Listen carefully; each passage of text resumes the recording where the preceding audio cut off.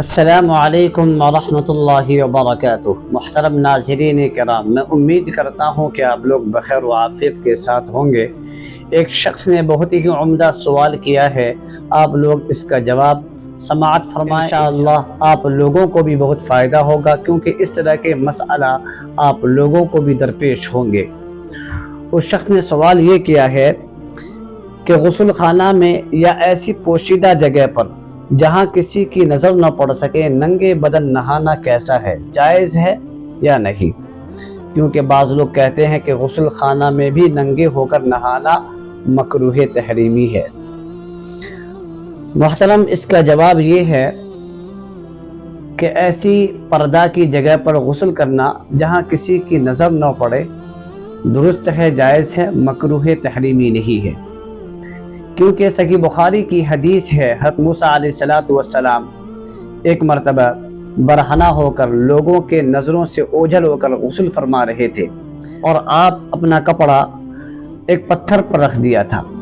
وہ پتھر حضرت موسیٰ علیہ السلام کے کپڑا کو لے کر بھاگنا شروع کر دیا۔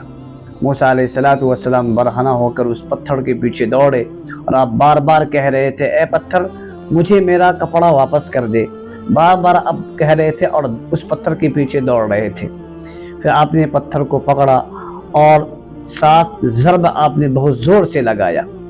اس حدیث کے راوی حضرت ابو ہریرہ رضی اللہ تعالی عنہ فرماتے ہیں کہ حضرت موسیٰ علیہ السلام کے ضرب سے اس پتھر پر 7 نشان پڑ گئے تھے۔ پھر آپ نے کپڑا لیا اور اپنا سطر کو چھپایا۔